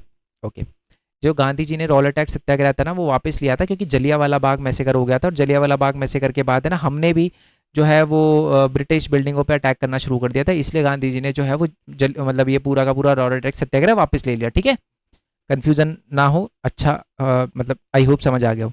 दूसरी बात है कि गांधी जी ने ये नॉन कोऑपरेशन मूवमेंट वापस लिया था, क्यों, क्योंकि नॉन कोऑपरेशन मूवमेंट में गांधी जी ने वायलेंस की कोई बात नहीं करी थी, उन्होंने नहीं बोला था कि वायलेंस करो, बट वायलेंस वगैरह हो गया था कहाँ पर, चौरी चौरा में, हमारा गोरखपुर के अंदर जगह पड़ती है, और इसी वजह से गांधी जी ने अपना ये जो सत्याग्रह था वो भी वापस वगैरह ले लिया। क्लियर है ना, कोई दिक्कत नहीं, लाइन में पॉइंट में आई होप कोई भी दिक्कत ना आई हो। चलो जी, अब यहाँ तक क्लियर हो गया। उसके बाद क्या होता है कि गांधी जी एक और मूवमेंट चलाते हैं, वो चलाते हैं 1930s में, और उसको कहते हैं सिविल डिसोबीडियंस मूवमेंट, और ये सबसे इंपॉर्टेंट मूवमेंट है। क्यों, क्योंकि इसी मूवमेंट के अंदर गांधी जी ने सॉल्ट मार्च निकाला था। पता है स्टोरी क्या थी, कि स्टोरी ये थी कि गांधी जी ने जो है वो ब्रिटिश ने सॉल्ट पे टैक्स लगा रखा था। ठीक है, बट स्टोरी चलो सॉल्ट पे नहीं, ओके सुनना पूरी बात, सॉल्ट पे लगा रखा था, बट स्टोरी शुरू कहाँ से होती है। जनवरी 30 जनवरी 31 जनवरी को गांधी जी लेटर लिखते हैं लॉर्ड इरविन को, और बोलते हैं कि जी मेरी 11 डिमांड है वो पूरी कर दो, जिसमें से सॉल्ट पर टैक्स हटाना ये एक डिमांड थी, फार्मर को टैक्स रेवेन्यू कम करना, है ना, बाहर से जो चीज़ें आ रही है उसको ना आने देना, बहुत सारी डिमांड, 11 डिमांड उसमें लिखी थी। और लॉर्ड इरविन को बोला था जी आप ये डिमांड पूरी कर दो। लॉर्ड इरविन ने बोला भाई मजाक मत करो, ये तो नहीं हो पाएगा, इस डिमांड में से एक भी डिमांड पूरी नहीं कर पाऊंगा मैं। गांधी जी क्या करते हैं, फिर एक और लेटर लिखते हैं, कहते हैं 11 मार्च, अल्टीमेटम देते हैं कि फुल एंड फाइनल कर दूंगा मैं, 11 मार्च 1930 तक अगर आपने ये डिमांड पूरी नहीं करी तो आप रेडी रहना, अगले दिन जो है वो आपको ऐसा मंजर देखने के लिए मिलेगा जो आपके पैरों तले जमीन खिसक जाएगी। लॉर्ड इरविन कहता है भाई जो करना कर ले, देखी जाएगी। गांधी जी 11 तारीख तक वेट करते हैं, वो सोचते कोई रिप्लाई आएगा, रिप्लाई नहीं आता। 12 मार्च को गांधी जी उतर जाते हैं रोड पे, और गांधी जी क्या करते हैं वो कहते हैं जी अब तो मैं सिविल डिसोबीडियंस मूवमेंट निकालूंगा, यानी कोई ना कोई लॉ तोड़ूंगा, फिर वो सोचता है यार मैं कौन सा लॉ तोड़ूं, कौन सा लॉ तोड़ूं, 11 डिमांड थी उसमें से कौन सा लॉ तोड़ूं। फिर याद आता है क्या, देखो अगर फार्मर के लिए लेकर कोई लॉ तोड़ूंगा तो फार्मर ही आएंगे, ब्रिटिश जो रिच लोगों के लिए तोड़ूंगा तो रिच लोग आएंगे। तो मैं क्या करता हूँ, मैं एक ऐसी चीज़ यूज़ करता हूँ जो सब यूज़ करते हो, अमीर गरीब सब। तो जो ब्रिटिश ने सॉल्ट पे टैक्स लगा रखा था ना, वो गांधी जी ने पकड़ा और उन्होंने बोला कि जो ब्रिटिश ने सॉल्ट पे मोनोपोली लगा रखी है कि ब्रिटिश की सरकार जो है वो सॉल्ट वगैरह बना सकती है, एकदम गलत है, ये नहीं होना चाहिए और ब्रिटिश की मोनोपोली खत्म होनी चाहिए और मैं ये खत्म करके रहूंगा। गांधी जी ने साबरमती, जो कि गुजरात में उनका आश्रम है, वहां से लेकर दांडी तक की यात्रा निकाली। 240 मील का रास्ता था। हर दिन गांधी जी जो है वो 10 मील जो है वो चलते थे, जहां भी रुकते थे अपना भाषण वगैरह देते थे, बताते थे सत्याग्रह का मतलब, नॉन वायलेंस का मतलब, ये सारी चीज़ें बताते थे। और स्टार्टिंग में वो 78 वॉलंटियर्स के साथ निकले थे, बट जब वो दांडी पहुंचे और पीछे देखा तो हज़ारों लोग उनके साथ थे। गांधी जी ने नमक बनाया, पानी को उबालकर लॉ तोड़ दिया। सारे के सारे लोगों ने भी गांधी जी के साथ यही करा और जेल जाना पड़ा उनको। अब जब गांधी जी के साथ बाकी सारे के सारे लोगों को जेल में जाना पड़ा तो गांधी जी को लगा यार ये तो गलत हो गया यार, ये तो, गांधी जी ने लॉर्ड इरविन को बोला कि यार ठीक है मेरे को पकड़ा हुआ कोई दिक्कत नहीं, बाकी को तो छोड़ दो। लॉर्ड इरविन ने बोला नहीं भाई, उन्होंने भी लॉ तोड़ा है और अगर आप चाहते हो कि हम ये छोड़ दें इन लोगों को तो एक है ना पैक्ट यानी एग्रीमेंट साइन कर लेते हैं और उसका नाम रखा Gandhi Irwin pact. Gandhi Irwin pact जो हुआ था वो हुआ था 5 मई 1931 को और उसमें बात बोली गई थी कि जितने भी लोग हैं 60,000 से ज़्यादा लोग थे उनको छोड़ दिया जाएगा। बट गांधी जी को बोला कि आपको ये सिविल डिसोबीडियंस मूवमेंट वापस लेना पड़ेगा। गांधी जी ने बोला यार फिर तो वही बात हो जाएगी, ये 11 डिमांड पूरी तो करो हमारी। तो लॉर्ड इरविन कहता है चलो सुनो मेरी बात, आप ये डिमांड है ना मैं तो पूरी नहीं कर सकता, आप है ना, एक सेकंड राउंड टेबल कॉन्फ्रेंस हो रही है, सेकंड की हो रही है क्योंकि फर्स्ट तो बॉयकॉट कर दी थी। किसने करी थी? जवाहरलाल नेहरू ने करी थी। कब हुई थी ये सेकंड राउंड टेबल कॉन्फ्रेंस? 1929 के टाइम में ही हो रही थी, जो बॉयकॉट कर दी थी जवाहरलाल नेहरू ने। ठीक है, और ये जब बॉयकॉट कर दी थी जवाहरलाल नेहरू ने second round first round table conference, तो सेकंड राउंड टेबल कॉन्फ्रेंस हो रही है 1931 के एंड में। आप जाना वहां पर, जो भी दिक्कत है बताना। ऐसा बोला था किसने? लॉर्ड इरविन ने गांधी जी को। गांधी जी कहते हैं ठीक है। गांधी जी गए लंदन, गए वहां पर कोई बात ही नहीं सुन रहा उनकी, सामने बैठा दिया बी आर अम्बेडकर जी को। बी आर अम्बेडकर जी ने भाई गांधी जी को जो सुनाया है, और गांधी जी ने जो बी आर अम्बेडकर को सुनाया, मैंने इसे सुनाया है, इसका मतलब है कि ना कोई भी दो एक दूसरे की बात नहीं सुन रहा है ना। ऑब्वियस सी बात है। अच्छा आप बोलोगे सर क्या मतलब है कि जो हमारे बी आर अम्बेडकर जी थे वो क्या गांधी जी के अपोज में थे? नहीं, वो किसी के अपोज में नहीं थे, वो सपोर्ट में थे। किसके? जो शेड्यूल्ड ट्राइब है, जो दलित लोग हैं, उनके साथ बड़ा डिस्क्रिमिनेशन होता था। क्लास 10th में भी आपने पढ़ा होगा। ठीक है, बहुत डिस्क्रिमिनेशन होता था, मतलब पीने का पानी और बहुत सारी चीज़ें वगैरह करी जाती थी जो कि गलत थी। और इसी वजह से जो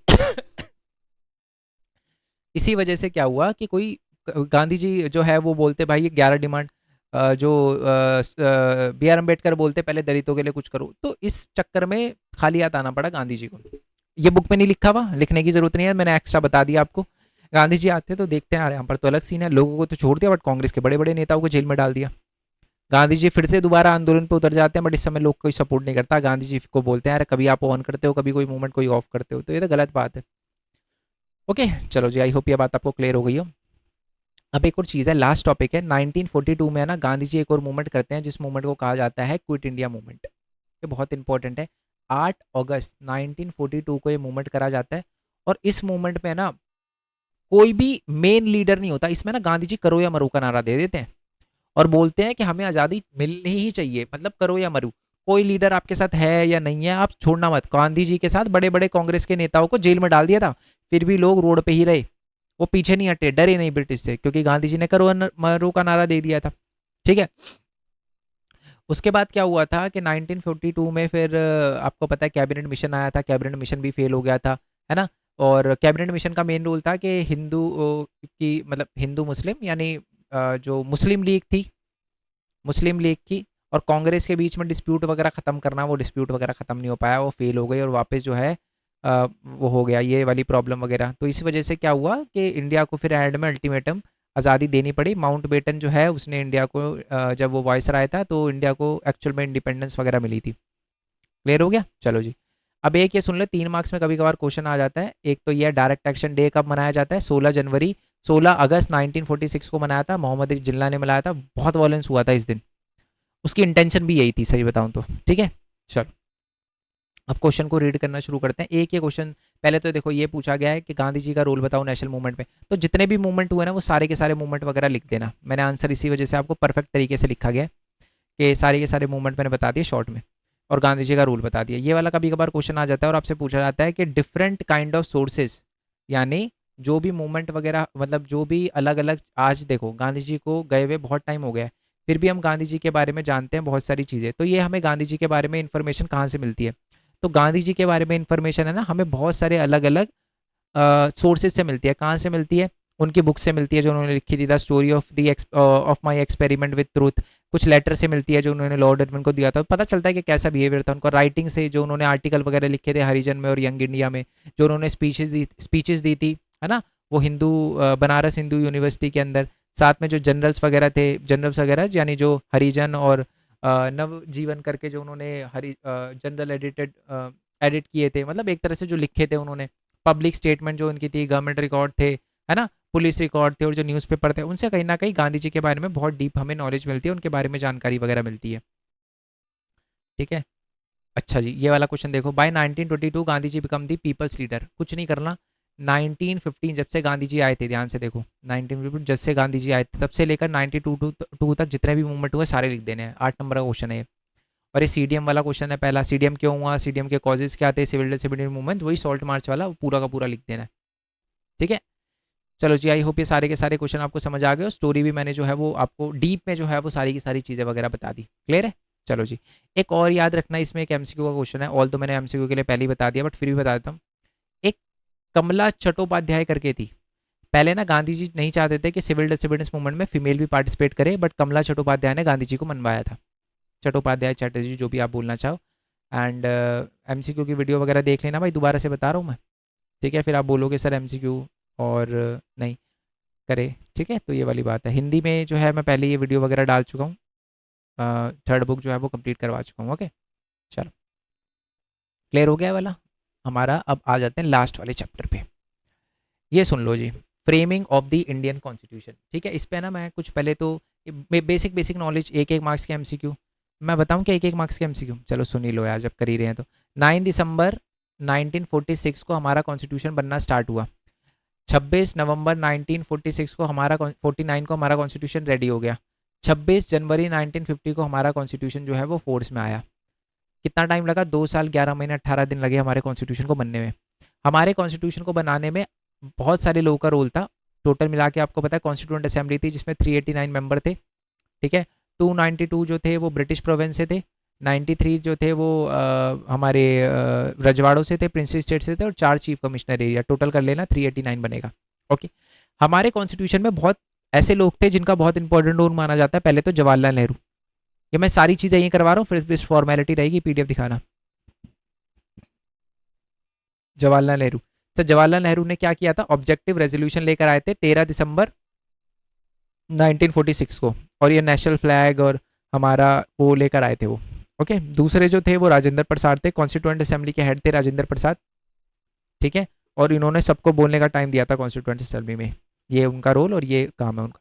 तीसरा जो था वो हमारे वल्लभ भाई पटेल थे, आपको पता है वल्लभ भाई पटेल का क्या रोल था। वल्लभ भाई पटेल ने जो भी प्रिंसली स्टेट कह रहा हूँ, जो भी कमेटी थी ना, बहुत सारी कमेटी इनके अंडर आती थी, और इन्होंने जो अपोजिशन की वॉइस थी, जो लोग किसी चीज़ को अपोज कर रहे थे, उनकी बात भी सुनने की कोशिश वगैरह करी थी। तो अपोजिशन वॉइस को भी बात करके उनकी बातों को सुनना समझना, ये भी इनका काम था।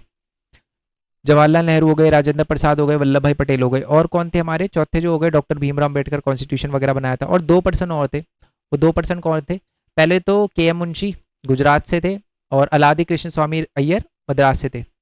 ठीक है, इन दोनों ने भी कॉन्स्टिट्यूशन को बनाने में अहम भूमिका निभाई है। उसके अलावा 2 लोग और थे, 6 हो गए ना। क्या क्या बोला मैंने आपको? जवाहरलाल नेहरू, राजेंद्र प्रसाद, वल्लभ भाई पटेल, और कौन थे हमारे? डॉक्टर भीमराव अम्बेडकर। ठीक है, सारे लिखे हुए, डोंट वरी, सारे दिखा दूंगा। के एम मुंशी, अलादी कृष्ण स्वामी अय्यर, और 2 और थे, जिसमें से एक थे हमारे एस एन राव, जो हमारे कॉन्स्टिट्यूशनल एडवाइजर थे, और ड्राफ्टमैन थे जिनका नाम था एस एन मुखर्जी, है ना। एस एन मुखर्जी नाम था ना, एक बार चेक कर लेते हैं, एस एन मुखर्जी था ना। ये राजी ड्राफ्टमैन थे हाँ, एस एन मुखर्जी, और बी एन राव जो थे हमारे कॉन्स्टिट्यूशनल एडवाइजर थे, और ये जो थे हमारे ड्राफ्टमैन थे। ठीक है ना, क्लियर हो गया? माफ़ी चाहूँगा, सॉरी। ठीक है, चलो, तो मतलब ये वाला क्वेश्चन क्लियर हो गया। ओके, अब दूसरा एक टॉपिक और बता देता हूँ मैं। पहले तो हम शुरू से शुरू कर लेते हैं। अच्छा, ये वाला क्वेश्चन है, बड़ा छोटा क्वेश्चन है।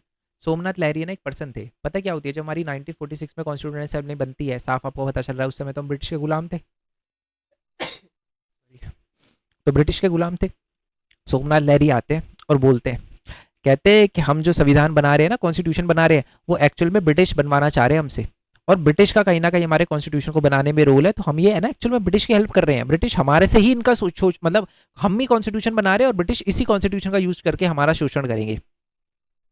सोमनाथ लहरी बोलते हैं। जवाहरलाल नेहरू आते हैं, जवाब देते हैं और बोलते हैं कि ये बात ठीक है कि इस असेंबली को बनाने में जो है वो ब्रिटिश का बहुत बड़ा रोल है, hand in is birth, British का बहुत बड़ा रोल है, मैं मानता हूँ। बट हमें नहीं बोलना चाहिए कि हमारा कॉन्स्टिट्यूशन जो है वो सोर्स, हमारे कॉन्स्टिट्यूशन क्या क्या है, यानी हमारे कॉन्स्टिट्यूशन असेंबली को पावर कौन प्रोवाइड कर रहा है, और वो पावर कौन प्रोवाइड कर रहा है, वो है लोग, वो है कॉमन लोग, वो है पीपल। हमें नहीं भूलना चाहिए कि हमारे कॉन्स्टिट्यूशन को के अंदर, या हमारे जो भी नेशनल मूवमेंट है, जिन्होंने भी पार्टिसिपेट करा इस पूरे के पूरे मूवमेंट के अंदर, हम उनके लिए कॉन्स्टिट्यूशन बना रहे हैं। तो हमें ना ये नहीं देखना चाहिए कि इस कॉन्स्टिट्यूशन को किसने बनाया, हमें ये देखना चाहिए कि हम कॉन्स्टिट्यूशन को किसके लिए बना रहे हैं। इस पे फोकस मत करो कि हम के कॉन्स्टिट्यूशन असेंबली को किसने बनाया, इस चीज पे फोकस करो कि कॉन्स्टिट्यूशन असेंबली कॉन्स्टिट्यूशन किसके लिए बना रही है। ठीक है, लोगों के लिए, क्योंकि लोगों से अपनी पावर और लोगों की एस्पिरेशन पूरी करने के लिए बना रहे हैं। क्लियर, आगे आ जाओ। ये जाओ, पी के बहादुर, बी पोकर बहादुर, ये बहुत इंपॉर्टेंट है, 8 नंबर का क्वेश्चन आता है, ये बहुत बार पूछा गया है, इसलिए बता रहा हूँ मैं, सुनना मेरी बात। बात क्या थी, ब्रिटिश है ना 1909 के अंदर एक सिस्टम लेकर आए थे जिसको कहते हैं सेपरेट इलेक्ट्रोड। सेपरेट इलेक्ट्रोड्स क्या होता है, यानी एक एरिया के अंदर, ठीक है, अगर एक्स कम्युनिटी के लोग 90% है, वाई कम्युनिटी के लोग 10% है, चलो 60% ले लेते हैं, तब आपको अच्छे से क्लियर होगी दिक्कत। 60% लोग एक्स कम्युनिटी के, 40% लोग वाई कम्युनिटी के हैं, तो जो एक्स कम्युनिटी का वही इलेक्शन में खड़ा होगा और वही वोट डालेगा, और 40% ना ही इलेक्शन में खड़ा होगा ना ही वोट डालेगा। इसका मतलब समझ लो, 40% के लिए कभी इलेक्शन में बात ही नहीं होगी। ठीक है, अब ये जो था वो ब्रिटिश ने पता किसके साथ किया था, मुस्लिम्स के साथ किया था। मुस्लिम को, यानी किसी भी एरिया में अगर 60% मुस्लिम होते थे और बाकी जो है 40% कोई और कम्युनिटी के लोग होते थे, तो मुस्लिम ही खड़ा होगा और मुस्लिम ही वोट डालेगा, यानी 40% के लिए काम ही नहीं होगा। ये ब्रिटिश लेकर आई थी, ऑब्वियस सी बात है, फूट डालो राज करो की नीति थी, साफ आपको पता चल रहा है। अब जब ये ब्रिटिश लेकर आई थी ना, तो वो लेकर आई थी 1909 में, है ना। बट उसके बाद क्या होता है कि इंडिया तो आज़ाद हो जाता है 15 अगस्त 1947 को, बट फिर भी क्या होता है, 27 अगस्त 1947 को है ना, एक मद्रास से एक लीडर होते हैं जिनका नाम होता है बी पोकर बहादुर। वो आते हैं और बोलते हैं कि सेपरेट इलेक्ट्रोड्स कंटिन्यू रहना चाहिए। पता है वो क्या बोलते हैं, वो बोलते हैं उनको, वो बोलते हैं कि ना उनको ऐसा लगता है कि मुस्लिम could not be properly understood by non Muslim, यानी मुस्लिम की प्रॉब्लम को नॉन मुस्लिम नहीं समझ सकता, और इसलिए मुस्लिम को ही मुस्लिम को रिप्रेजेंट करना चाहिए। बताओ यार, कितनी बेवकूफ़ी वाली सोच है। ऑल तो पर्सन अच्छे हो सकते हैं, बट सोच कितनी खराब है इनकी, इसका कोई सेंस नहीं बनता। क्योंकि अगर आप देखो, ईस्ट पाकिस्तान के अंदर भी तो मुस्लिम लीडर था, फिर भी बन गया ना बांग्लादेश, तो इसका कोई सेंस नहीं बनता। बट ये तो फिर गलत सोच थी बहुत ज़्यादा, ठीक है ना। ओके, तो इन्होंने ऐसा बोला, इन्होंने बोला कि भाई मुस्लिम जो है उनका ट्रेडिशन अलग होता है, कल्चर अलग है उनका, और मुस्लिम की प्रॉब्लम को नॉन मुस्लिम नहीं समझ सकता। अब ये बात सुन के ना लोग बड़ा गुस्सा हो जाते हैं, क्यों, क्योंकि ब्रिटिश ये लेकर आई थी डिवाइड एंड रूल से, सबको पता था, है ना। बट उसके बाद फिर क्या होता है, एक एक करके नेता आते हैं। सबसे पहले आता है आरवी धुलेकर। आरवी धुलेकर बहादुर को बोलते हैं, जो हमारे पी बोकर बहादुर है उनको बोलते हैं, कहते कि है ना, आप है ना, अब ब्रिटिश ये लेकर आई थी और वो आपको गुमराह करने के लिए लेकर आई थी, और ब्रिटिश जो है ये डिवाइड एंड रूल के लिए लेकर आई थी, अब आपको कोई भी यहाँ पर जो है वो गुमराह करने वाला नहीं है, ये डिमांड अब छोड़ दो, प्यार से बोला उन्होंने बात। उसके बाद आते सरदार वल्लभ भाई पटेल। ओह, सरदार वल्लभ भाई पटेल तो भाई टोरा था उनका। क्या बोलते हैं वो बोलते हैं कि it was the demand that had turn the one community against the another. वो कहती है ये कम्युनिटी, ये जो डिमांड है, एक कम्युनिटी को दूसरी कम्युनिटी के खिलाफ कर देगी, कंट्री को डिवाइड कर देगी, खून बहेगा। आप चाहते हो क्या, अगर आप खून नहीं बहाना चाहते तो ये डिमांड जो है वो सेपरेट इलेक्टोरेट्स की छोड़ दो। तीसरे तीसरे जो है वो हमारे वल्लभ पंत आते हैं। वल्लभ पंत भी बोलते हैं कि हाँ, मैं मानता हूं कि किसी कंट्री के अंदर अगर माइनॉरिटी है तो माइनॉरिटी की नीड को समझना चाहिए, उनके सेंस को, उनके रिलीजन को, उनको रिस्पेक्ट वगैरह देनी चाहिए। बट ये जो आप ये डिमांड कर रहे हो ना सेपरेट इलेक्टोरेट्स की, ये आत्मघाती है। क्योंकि एक्चुअल में मुस्लिम के लिए अच्छा नहीं है, क्योंकि आप सोचो अगर किसी एक एरिया में मुस्लिम की पॉपुलेशन जो है वो 60% है, वहां पर तो उनको सेपरेट इलेक्ट्रोड्स मिल जाएगा, और जहां पर 40% होगी वहां पर जो 60% होंगे वो कभी भी उनके साथ उनकी डिमांड को सुनने की कोशिश ही नहीं करेंगे। जो 40% की मुस्लिम है उनकी डिमांड की सुनने की कोशिश ही नहीं करेंगे, क्योंकि उनको लगेगा कि यार ये तो जिस एरिया में मेजोरिटी में होते हैं वहां पर तो उन्हीं का काम सब कुछ चलता है, उन्हीं के लिए चलता है, बाकी के लिए कोई डिमांड ही पूरी नहीं होती, तो दूसरी जगह लोग उनके खिलाफ भड़केंगे। ठीक है, और इन्होंने साथ में ये भी बोला क्या ना, लॉयल्टी जो होती है वो बटी हुई नहीं होनी चाहिए, यानी क्या कहते हैं उसको, आपकी वफादारी, वफादारी लॉयल्टी, वफादारी होता है ना, लॉयल्टी जो है वो बटी हुई नहीं होनी चाहिए, और लॉयल्टी जो होती चाहिए वो कम्युनिटी को लेकर नहीं होनी चाहिए, सेल्फ को लेकर नहीं होनी चाहिए, कंट्री को लेकर होनी चाहिए। ठीक है, और अगर आप कम्युनिटी को लेकर चलोगे तो ये सही बात नहीं है, आप कंट्री को लेकर चलो तभी जो है वो अच्छा रहेगा। सारी कम्युनिटी के बारे में सोचो, सिर्फ अपनी कम्युनिटी के बारे में मत सोचो। ऐसा बोलना था हमारे गोविंद वल्लभ पंत का, और मैं बता दूं इनका पैराग्राफ वाला क्वेश्चन आया था। ठीक है, दिखा भी दूंगा, पिछले साल का क्वेश्चन पेपर की वीडियो डाल रखी है। चलो जी, उसके बाद है, ऐसा नहीं है कि सारे के सारे नॉन जो मुस्लिम थे वो सपोर्ट कर रहे थे सेपरेट इलेक्ट्रोड्स को। एक बेगम एजाज रसूल आती है, वो बोलती है कि मेरे को पता है कि सेपरेट इलेक्ट्रोड जो है वो हमारे लिए ही बहुत ज़्यादा ख़राब है, नाम से पता चल रहा है मुस्लिम थी ये, और इन्होंने बोला कि मुस्लिम्स को जो है वो सेपरेट इलेक्ट्रोड्स की डिमांड छोड़ देनी चाहिए, क्योंकि ये बहुत ख़राब डिमांड है, खून खराबा होगा, इससे कुछ नहीं होगा, बल्कि उन्होंने बोला कि मुस्लिम को ज़्यादा से ज़्यादा इलेक्शन में पार्ट लेना चाहिए, ये इंपॉर्टेंट है। ठीक है, चलो जी, आई होप ये क्लियर हो गया। तीसरा आते हैं लैंग्वेज को लेकर बात करते हैं। अब देखो लैंग्वेज को लेकर क्या इशू था वो सुनना, ये भी इंपॉर्टेंट क्वेश्चन है। ओके, और अभी जो आरवी धुलेकर है ना, उन्होंने देखो रिलीजन के नाम पे जो पीप होकर बहादुर मांग रहे थे, सब कितनी प्यार से समझाया। अभी अब देखना आरवी धुलेकर क्या करते हैं। अब है ना लैंग्वेज के लेकर इशू को समझते हैं। अब हुआ क्या क्या ना, बात आई कि यार इंडिया की नेशनल लैंग्वेज क्या रखनी चाहिए। तो जो महात्मा गांधी थे वो कहते थे कि जी हिंदुस्तानी लैंग्वेज जो है वो इंडिया की नेशनल लैंग्वेज होनी चाहिए, जिसके अंदर हिंदी के भी वर्ड हो, उर्दू के भी वर्ड हो, फारसी के भी वर्ड हो, संस्कृत के भी वर्ड हो, लोकल लैंग्वेजेस के भी वर्ड हो, सारे वर्ड जो है वो मिले जुले हो। ठीक है, बट दिक्कत यह है कि अब गांधी जी की इस बात को भी रिलीजन के उसमें बांट दिया। जो हिंदू थे उन्होंने संस्कृत वर्ड को भी ऐड करना शुरू कर दिया है ना, ज्यादा उसको प्योर हिंदी की तरफ लेकर चले गए वो, है ना, संस्कृताइजेशन कर दिया, वर्ड लिखा होगा संस्कृताइज कर दिया उन्होंने हिंदी को। जो मुसलमान थे उन्होंने क्या करना शुरू कर दिया, उन्होंने पर्शियन और अरबी के वर्ड घुसेड़ना शुरू कर दिए, है ना, उसका पूरा फारसीकरण कर दिया, पर्शियनाइजेशन कर दिया, पर्सनाइज कर दिया। अब गांधी जी इन दोनों के खिलाफ थे। उन्होंने बोला कि भाई ना ही आप पूरी तरह पर्शियन बनाओ, पर्शियनाइज हिंदी भी गलत है और संस्कृताइज हिंदी भी गलत है, हमको हिंदुस्तानी लैंग्वेज रखनी है जिसमें सारे के सारे जो लैंग्वेज के वर्ड हो सारे के सारे एक्यूमुलेटेड हो, मिले हुए हो, है ना, कंबाइंड हो। ये बात बोली, और गांधी जी ने अपने मरने से पहले भी यही बात बोली थी कि हमारी नेशनल लैंग्वेज जो है वो हिंदुस्तानी लैंग्वेज ही होनी चाहिए, जिसमें सारी लैंग्वेज के वर्ड हो। उसके बाद आते हैं भाई आरवी धुलेकर 1946 में आते हैं आरवी धुलेकर।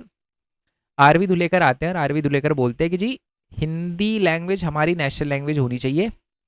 ठीक है, और वो बोलते हैं कि जिस बंदे को हिंदी नहीं आती, better to leave, constituent assembly छोड़ के निकल जाओ यहाँ से। अब ये बात सुन के लोग बड़ा गुस्सा हो जाते हैं कि यार ऐसे कैसे कह सकते हैं। देखो बात उनकी सही थी, गलत थी, हिंदी नेशनल लैंग्वेज बननी चाहिए नहीं बननी चाहिए बात हो रही, तो उनका बोलने का तरीका सही नहीं लगा लोगों को। अब इसकी वजह से जो हमारे राजेंद्र प्रसाद थे और जो जवाहरलाल नेहरू थे वो डर गए, यार ये कैसे बोल दिया उन्होंने बात। तो उन्होंने क्या किया, लैंग्वेज इशू को 3 साल के लिए टाल दिया। फिर 13 सितंबर 1949 में फिर धुलेकर खड़े होते हैं, कहते हैं हाँ जी लैंग्वेज की बात हो रही है ना, लैंग्वेज जो है वो हिंदुस्तानी लैंग्वेज नहीं, नेशनल लैंग्वेज हिंदी बनेगी, जिसकी स्क्रिप्ट जो है वो देवनागरी होगी, और इसी को नेशनल लैंग्वेज बनाना चाहिए। ठीक है, उसके बाद क्या होता है, बाकी जो अलग अलग, और वो फिर से मजाक उड़ाने लग जाते हैं, है ना, जो बाकी लैंग्वेज है उनका मजाक उड़ाने लग जाते हैं, मॉक करने लग जाते हैं बाकी सारी की सारी लैंग्वेजेस को, जो वो कहते हैं कि जिनको हिंदी नहीं आती, मतलब मजाक उड़ाने लग जाते हैं।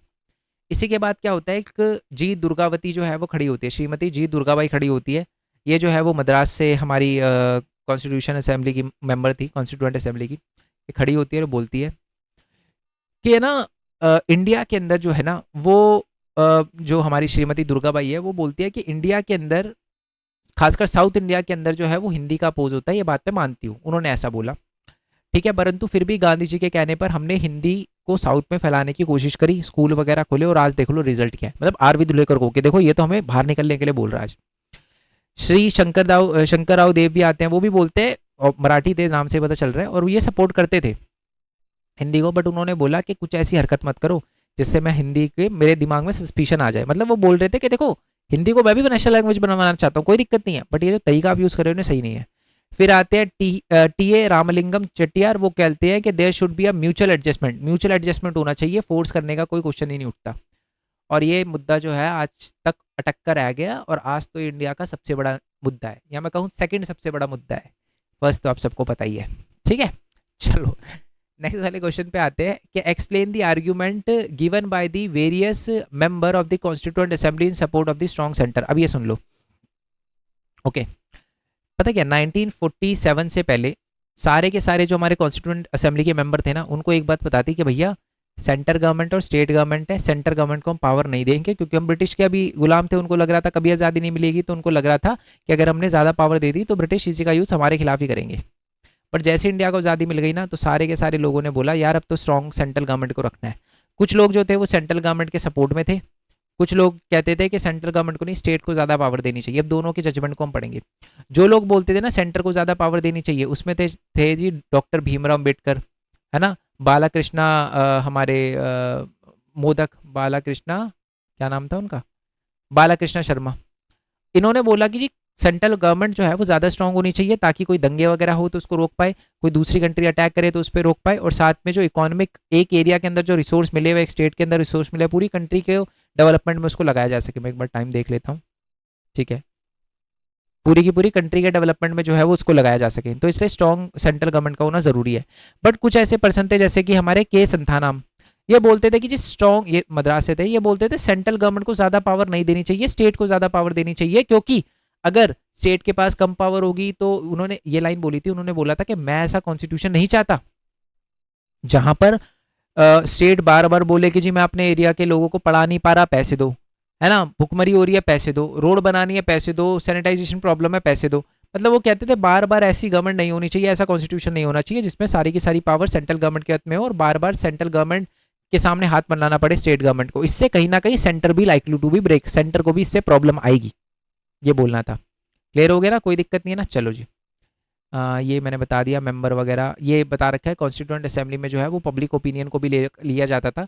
इसका क्या मतलब है, जो कॉन्स्टिट्यूएंट असेंबली की जो भी डिबेट होती थी वो सारी न्यूज़पेपर में छपती थी, न्यूज़पेपर को लोग पढ़ते थे, न्यूज़पेपर में जो भी बातें जो है वो लोग वगैरह करते थे वो फिर दोबारा से कॉन्स्टिट्यूएंट असेंबली में आती थी। कॉन्स्टिट्यूएंट असेंबली के मेंबर जो है उसी न्यूज़पेपर का यूज़ करके बात करते थे कि देखो ये इन लोगों की ये डिमांड है, इन लोगों की ये डिमांड है, हमें इनकी पूरी करनी चाहिए, इनकी पूरी करनी चाहिए, चाहे वो लिंग्विस्टिक माइनॉरिटी हो, रिलीजियस माइनॉरिटी हो, चाहे वो लोअर कास्ट के लोग हो, है ना, दलित वगैरह जो लोग हो, उनकी डिमांड वगैरह को सारी की सारी जो है वो न्यूज़पेपर में छपती थी और उनकी बातें होती थी। तो हाँ, हम कह सकते हैं कॉन्स्टिट्यूएंट असेंबली जो थी वो इन्फ्लुएंस थी पब्लिक ओपिनियन से, यानी जो भी उस समय पब्लिक में बातें चल रही थी वो बहुत प्रभावित हो रही थी उनसे ये चीज़ें, कॉन्स्टिट्यूएंट असेंबली, ठीक है। और ये सेंटर स्टेट का तो मैं आपको बता ही चुका हूँ, सेंट्रल गवर्नमेंट स्टेट पावर होनी चाहिए, स्टेट गवर्नमेंट। इसमें आप ये बात याद रखना कि हमारे कॉन्स्टिट्यूशन में 3 लिस्ट है, union list, state list, concurrent list. Union list में सिर्फ यूनियन गवर्नमेंट जो है लॉ बना सकती है, स्टेट लिस्ट में स्टेट लिस्ट और स्टेट गवर्नमेंट, और सेंट्रल कॉन्करेंट लिस्ट में दोनों की दोनों गवर्नमेंट जो है वो लॉ वगैरह बना सकती है। क्लियर है ना, कोई दिक्कत नहीं है ना। आई होप ये सारी की सारी चीज़ें आपको बहुत अच्छे से क्लियर हो गई हो। ओके, अब आ जाते हैं जी। अच्छा, एक बात और है, अगर आप यहाँ तक पहुँच गए हो ना तो मैं आपको बता दूँ, आपको नीचे डिस्क्रिप्शन में चेक करने की जरूरत नहीं है, टेलीग्राम पे जाना, फ्री में PDF अपलोड वगैरह कर रखी है। और कमेंट मत करना आप ये, ठीक है, बस ये थम्स अप करके कमेंट कर देना, ये मत लिखना, क्योंकि जो बच्चा यहाँ तक आया है जिसने वीडियो देखी है, मैं चाहता हूँ उसी को फ़ायदा हो PDF का। क्योंकि जो बच्चे आते हैं 2 मिनट वीडियो देखते हैं, नीचे डिस्क्रिप्शन में PDF डाउनलोड करने की कोशिश करते हैं, उनके लिए ना हो, ठीक है ना। क्योंकि यार जो बच्चा मेहनत कर रहा है उसी के लिए तो सारी चीज़ें होनी चाहिए। ओके, चलो जी, कहाँ पर आ जाते हैं। Examine the argument given by the various member of the constituent assembly to safeguard the ये डिप्रेस क्लासेस का सुन लो। सबसे पहले तो अलग अलग लोग थे, जैसे जे नगप्पा हो गए, जे नगप्पा बोल रहे थे कि जी माइनॉरिटी के लिए बात करनी, माइनॉरिटी सॉरी डिप्रेस क्लासेस खासकर दलितों वगैरह के लिए उनका बहुत अपोज हुआ है ना, उनके साथ जो है बहुत बुरा व्यवहार हुआ है, उनको मंदिरों में नहीं जाने दिया जाता है, टेम्पलों से बाहर निकाला जाता है उनको, है ना, तो उनके लिए सीटें वगैरह रिजर्व वगैरह होनी चाहिए। तो ये बात बोली गई थी और फिर सीटें वगैरह रिजर्व भी करी गई थी हमारे कॉन्स्टिट्यूशन के अंदर SC ST के लिए लोकसभा के अंदर, ठीक है जी। चलो जी, तो यही पूरी बात लिखी है। इसमें 2 बंदों के नाम याद रखने हैं, एक तो हमारे नगप्पा हो गए और दूसरे हमारे KG खांडेरकर हो गए। आगे आ जाते हैं कि अच्छा, जिस समय हमारा कॉन्स्टिट्यूशन बन रहा था हमारी सिचुएशन क्या थी, खराब थी। क्विट इंडिया मतलब उस समय क्या क्या सिचुएशन चल रही थी, उस समय क्विट इंडिया मूवमेंट चल रहा था, हमारे सुभाष चंद्र बोस जी जो है वो पूरी आज़ाद हिंद फौज लेके खड़े थे है ना, बर्मा के बॉर्डर पे, है ना। तो ये सिचुएशन चल रही थी और इसी मान देखो और भी बहुत सारे रीज़न है, बट ये भी एक रीज़न है जिसकी वजह से इंडिया को इंडिपेंडेंस मिली, और बहुत कम लोगों को ये बातें पता होती है। और मेरे को समझ नहीं आता है ये बात क्यों नहीं पता आपको कि सुभाष चंद्र बोस जी जो है वो बॉर्डर पे खड़े थे बस। ठीक है, अगर आज़ादी प्यार से नहीं मिलती तो फिर प्यार दिखाते फिर हम ब्रिटिश के साथ दूसरे तरीके से, है ना। तो ये वाला था। और 1940s में क्या होता है, मास प्रोटेस्ट होता है वर्कर का सारा चल रहा था। मुस्लिम लीग और कांग्रेस के बीच में बात चल रही थी, वो सक्सेसफुल नहीं हो पाई थी। और नॉर्थ और हमारे ईस्ट इंडिया के अंदर भी आपको पता है राइट वगैरह चल रहे थे, खासकर वो जब वो मोहम्मद अली जिन्ना ने अगस्त, वो आपको पता है कि वो निकाला था, डायरेक्ट एक्शन डे निकाला था, है ना। चलो जी, अब आ जाते हैं नेक्स्ट वाले क्वेश्चन पे। अच्छा पहले ये वाला तो मैं आपको बता चुका हूँ कि जो 13 दिसंबर को, ये 2-2 मार्क्स के क्वेश्चन है। ठीक है, ऑल दो आएंगे नहीं तो 3-3 मार्क्स के क्वेश्चन है। ठीक है, जवाहरलाल नेहरू जो है वो 13 दिसंबर 1946 को क्या लेकर आए थे, हमारे ऑब्जेक्टिव रेजोल्यूशन वगैरह लेकर आए थे। और ऑब्जेक्टिव रेजोल्यूशन में मैं आपको बता दूं कि ऑब्जेक्टिव ये, अच्छा ये दूसरा क्वेश्चन है, चल पर सुन लो। 13 दिसंबर को गांधी जवाहरलाल नेहरू ऑब्जेक्टिव रेजोल्यूशन लेकर आए थे और उसमें बात करी गई थी। ऑब्जेक्टिव रेजोल्यूशन क्या होता है, basically main philosophy of the Indian constitution. ठीक है, अब है ना ये क्वेश्चन आता है कि हमारे कॉन्स्टिट्यूशन के अंदर डेमोक्रेटिक वर्ड का यूज जो है वो नहीं किया गया, उसकी जगह जो बार बार रिपब्लिक वर्ड का यूज किया गया है। ठीक है, डेमोक्रेटिक वर्ड का यूज क्यों नहीं किया गया, तो आपको बताना है कि हमारे कॉन्स्टिट्यूशन में पहले ही रिपब्लिक वर्ड का यूज कर चुके हैं, और रिपब्लिक वर्ड और डेमोक्रेटिक वर्ड सिनोनिम्स है। तो बार बार जो है वो रिपब्लिक वर्ड का डेमोक्रेटिक वर्ड का यूज करने की जरूरत नहीं थी, हम पहले ही इसके रिपब्लिक वर्ड का यूज कर चुके हैं। ठीक है, तो यही बोला था हमारे जवाहरलाल नेहरू ने। और वो ये नीचे वाला क्वेश्चन था ऑब्जेक्टिव रेजोल्यूशन वाला, वो तो मैं आपको बता ही चुका हूँ। ठीक है, ऑब्जेक्टिव रेजोल्यूशन के बारे में बातें बता चुका हूँ। अच्छा ये वाला सुन लो कि एक बार जो है वो हमारे जवाहरलाल नेहरू ने बोला था कि हम ऐसा कॉन्स्टिट्यूशन, अच्छा बहुत बार है ना बोला जाता है कि हमारा कॉन्स्टिट्यूशन कॉपी है, तो ये तो आपने 11th क्लास में ही पढ़ा होता हुआ है कि जो हमारे जवाहरलाल नेहरू है वो बोलते हैं कि हमारा कॉन्स्टिट्यूशन कॉपी नहीं है, हमने वही चीज़ें हमारे कॉन्स्टिट्यूशन में उतारी है जो हमारी कंडीशन पे फिट वगैरह बैठती हो। क्लियर हो गया, आई होप ये वाली बात आपको बहुत अच्छे से क्लियर हो गई है। तो जो हमारी कंडीशन पे फिट बैठती है वही चीज़ें जो है वो हमने करी है। तो ये बोला था हमारे किसने, जवाहरलाल नेहरू ने। आई होप ये बात आपको क्लियर हो गई हो। अ,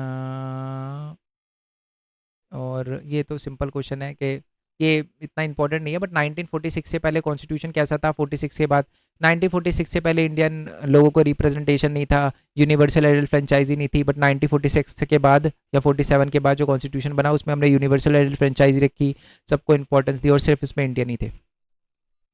ठीक है, अब आ जाओ ये लास्ट वाला क्वेश्चन। ठीक है, एनजी रंगा, एनजी रंगा के अकॉर्डिंग जो थे वो माइनॉरिटी, क्या मतलब होता है माइनॉरिटी का, तो एक्चुअल में एनजी रंगा ने कहा कि माइनॉरिटी वो लोग नहीं है जिनकी पॉपुलेशन कम है, एक्चुअल में माइनॉरिटी वो लोग हैं जो दबे कुचले हैं।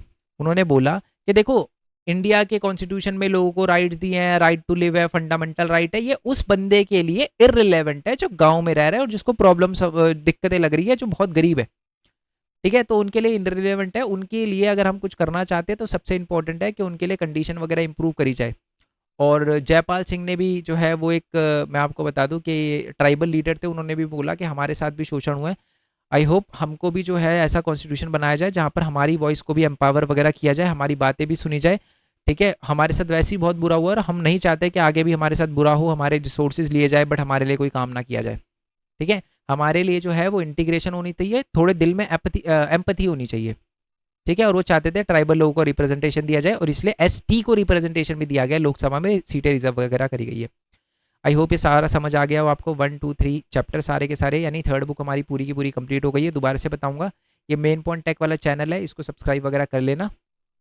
ठीक है, और दूसरा जो है वो हमारा एक और चैनल है भरत कोरवाल, एमसीक्यू वगैरह करेंगे इस पर। ओके, और ठीक है ये वाला है, और दूसरी बात है ये मेन पॉइंट स्टडी वाला तो कर ही लेना अगर आप उसकी प्रैक्टिस वगैरह करने जा रहे हो सीयूटी की। ठीक है, तो मिलते हैं जी नेक्स्ट वीडियो में। जय हिंद, जय भारत, वंदे मातरम। Thanks for the support, bye bye.